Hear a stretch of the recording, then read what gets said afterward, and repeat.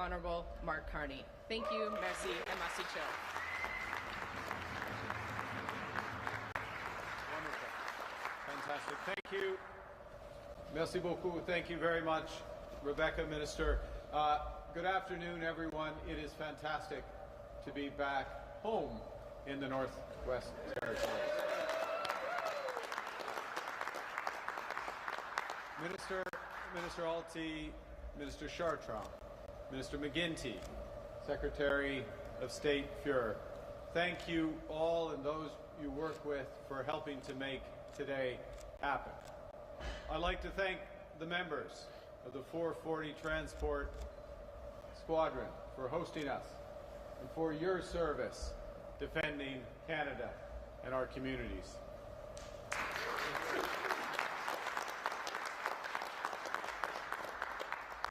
Thank you, Premier Simpson, for your leadership. I'm honored. My colleagues and I are honored to be joined by Indigenous leadership from across the North and the Arctic. Your partnership has made today possible. Your partnership will be essential to moving forward from today. Indigenous peoples have been the stewards of this land since time immemorial, and only by working in partnership with Indigenous rights holders, to territorial governments, only through that partnership can we build lasting prosperity. Only with that partnership can we build the North and the Arctic sustainably and ensure that the people of this region fully benefit from our actions.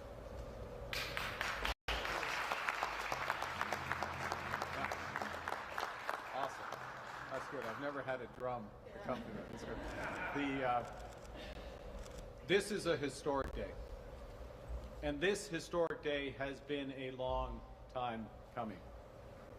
1958, Prime Minister John Diefenbaker asked Canadians to consider, and I quote, a new imagination for the Arctic.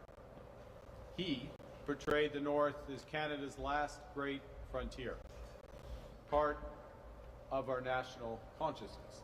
Well, certainly an area that contains 40% of Canada's land mass and over 70% of our coastline is at the very heart of our nation.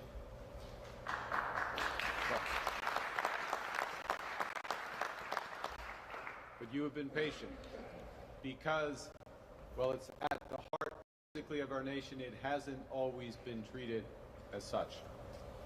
Over my lifetime, successive governments have helped make investments in new mines and ports, roads and bridges, outposts, and sometimes satellite systems. But too often, these steps have been taken with great caution or only after long delays. Too often, the investments were made with inadequate consultation and partnership. Too often, they were made one at a time, piecemeal, not connected either to the community or to each other. In short, they lacked the scale of ambition and the depth of strategy worthy of this vast region and its peoples. That's why, in response to input from Indigenous rights holders, territorial governments, other stakeholders, last September, we referred to the Major Projects Office a transformative strategy called the Arctic Economic and Security Corridor. And since then, the so-called MPO has been engaging with rights holders, governments, partners, territorial governments, federal departments, the private sector to translate a high-level strategy into an action plan with an integrated set of projects that complement the major investments that we are now making in our defense and security in the Arctic. Le gouvernement fédéral a la capacité de mettre en œuvre une vision de cette en vigueur. À ce moment charnière, au moment où notre économie et notre souveraineté sont confrontées à de nouvelles menaces, nous avons un impératif. From day one, Canada's new government has been clear that true Canadian sovereignty is anchored right here in a strong and secure north. Only 4 days after being sworn in, almost exactly a year ago today, I was in Iqaluit to announce that the Canadian Armed Forces would establish a sustained year-round presence in the Arctic to protect our sovereignty across land, air, and sea. And we've already delivered that. Today, the forces patrols the Arctic 365 days a year, including through Operation Inuvik. In our first federal budget, a few months ago, we launched the $1 billion Arctic Infrastructure Fund to build new roads, rail, airports, bridges, and ports. Last month, the Minister of Indigenous Services announced new measures to make life more affordable for Indigenous communities in the North, including lowering food costs and improving access to childcare and education. And today, a series of transformative initiatives that will help unlock the full potential of this vast region. We're moving forward with an ambitious new plan backed by more than $40 billion of investments in Canada's North and Arctic. Investments to defend our sovereignty and to deter new threats. Investments to connect, build, and transform Northern and Arctic communities. With this plan, we are taking control of our future. We will no longer rely on others to defend our Arctic security or to fuel our economy. We're taking full responsibility for defending our sovereignty, and we are unleashing a range of new economic opportunities for the over 140,000 Northerners who will benefit from stronger, more connected communities, more opportunities, and a higher standard of living. La première tâche du gouvernement est d'assurer votre sécurité.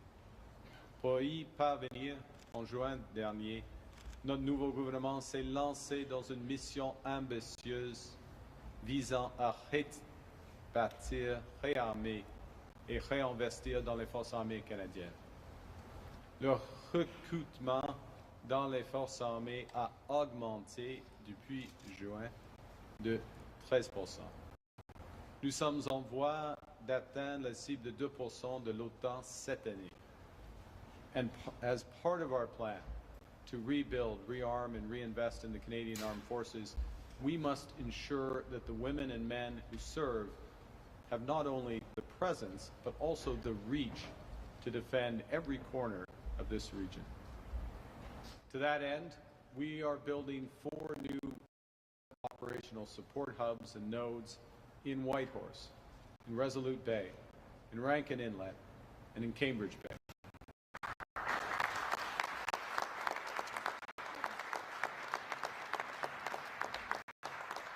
And we are upgrading our national defense infrastructure in Yellowknife, Inuvik, Iqaluit, and Goose Bay. These locations are at the heart of our mission to defend our territory. What they'll do is they will enable the forces to deploy aircraft across all remote areas of the Arctic. Nous construisons des centres militaires d'une importance cruciale, qui sont également essentiels pour renforcer la sécurité des communautés. Ces stations permettent d'intervenir plus rapidement en cas de recherche et de sauvetage, des catastrophes naturelles et d'urgence, même dans les régions les plus isolées. These defense investments will strengthen our military's presence, and at the same time, what they will require is new energy infrastructure, new broadband, new telecommunication services, new wastewater services. What that means is as we build these military operations, we can transform and benefit the surrounding communities. The combination of these defense investments with the nation-building projects we're announcing today will strengthen Arctic security and open new economic opportunities while connecting communities. I'll go back to Diefenbaker. He asked Canadians to reimagine the potential of the North with what he called his Roads to Resources program. He envisioned new airstrips, a railroad to Great Slave Lake, and a winding man-made line carved through this rugged terrain. Now, since then, back in the late 50s, since then, as the people of the North know all too well, climate change has only reinforced the need for action. Isolated communities in the Mackenzie Valley rely on a seasonal winter road and summer resupply barges, which are both becoming increasingly unreliable, with melting permafrost in the winter and low water levels in the Mackenzie in the summer. Right now, there is no road open reliably in all seasons. Ever since I was a kid in Fort Smith, I've been hearing about the possibility of the Mackenzie Valley Highway. And I'm not that young. For decades, there have been a series of false starts and endless assessments. That record ends today.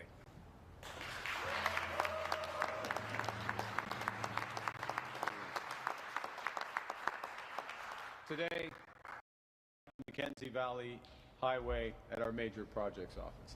This summer, we will start construction.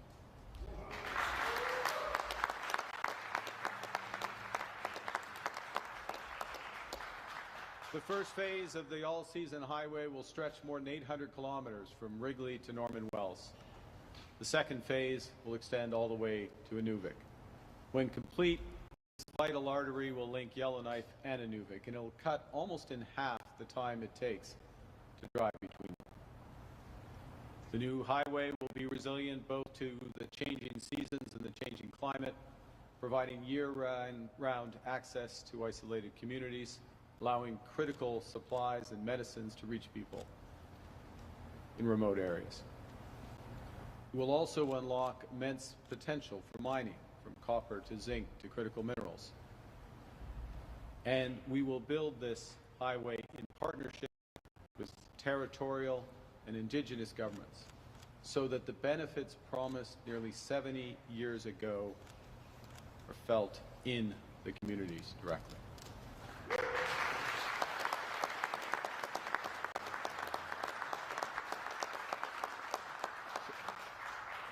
And to be even more specific about how we're moving, we will start construction of the Oscar Creek Bridge relocation, the Christina Creek realignment, and Highway 1 targeted resurfacing, all beginning this summer. En plus de relier les communautés par voie terrestre, nous les relierons également par voie aérienne. Nous modernisons les pistes à Rankin Inlet et améliorerons l'aéroport d'Inuvik afin de permettre l'atterrissage d'avions plus gros, de réduire les coûts et d'assurer des aéroports fiables et opérationnels pour les communautés qui en dépendent. As we connect our communities to each other, we also will connect them to the world. Now, despite our unique strategic advantage in Canada, our unique strategic advantage in bordering three oceans and connecting those oceans, we don't have a deep water port on the Arctic Ocean. Grays Bay Port and Road will change all of that.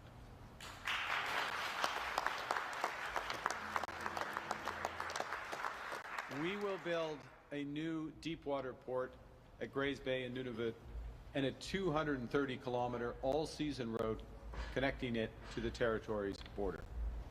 This will help unlock mineral resources and enable their easy export. We'll also work in partnership with the Kitkmiut Inuit Association to realize the transformative potential of this decades-long dream, and to connect the Grays Bay Port and Road to the wider north, including Yellowknife. We're going to refer to the Major Projects Office a new Arctic Economic and Security Corridor that will build a 400-kilometer all-season road through the Slave Geological Province to Nunavut's border.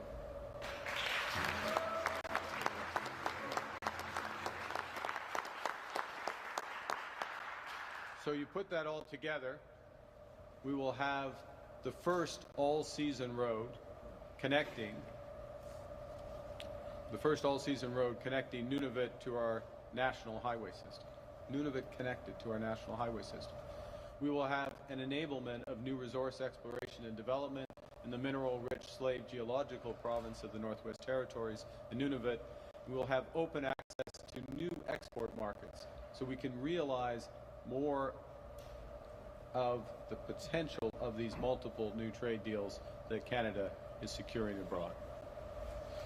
Il ne s'agit pas seulement de ce que nous bâtissons, mais aussi de la manière dont nous le bâtissons. Nous bâtissons de façon durable, en réduisant les émissions et investissant dans l'avenir axé sur l'énergie propre. Nous bâtissons en solidarité avec les travailleurs canadiens, en créant des centaines de milliers de carrières bien rémunérées. Et enfin, nous bâtissons en partenariat avec les gouvernements territoriaux et autochtones pour offrir des avantages économiques indéniables à la population du Nord. This is a generational plan to build and connect the North, to bring security, prosperity, and opportunity to workers and families. Now, to sustain all of that growth, we need clean, reliable, and affordable power. Fuel prices in the North can reach 6 to 10 times the levels of the rest of Canada. This just reinforces the need to transition to cleaner options. So we are going to unlock the North's enormous hydropower. In November, we referred the Iqaluit Nukik-Sautit Hydro Project to the Major Projects Office. This is Nunavik's first 100% Inuit-owned hydroelectricity project. It can save nearly $2 billion in diesel costs over the next 50 years, while providing that reliable, affordable, emissions-free power to people in the Arctic. Today, we're going to take another step forward by referring the Taltson Hydro Expansion Project to the MPO.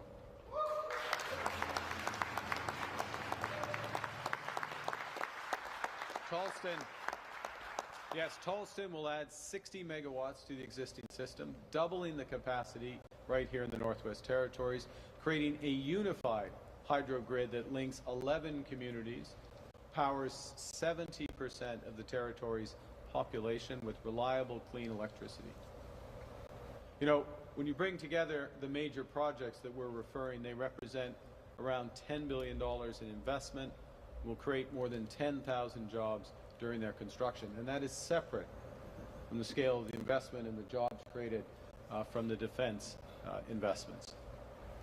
More fundamentally, what we're doing is creating projects that are, if you will, force multipliers.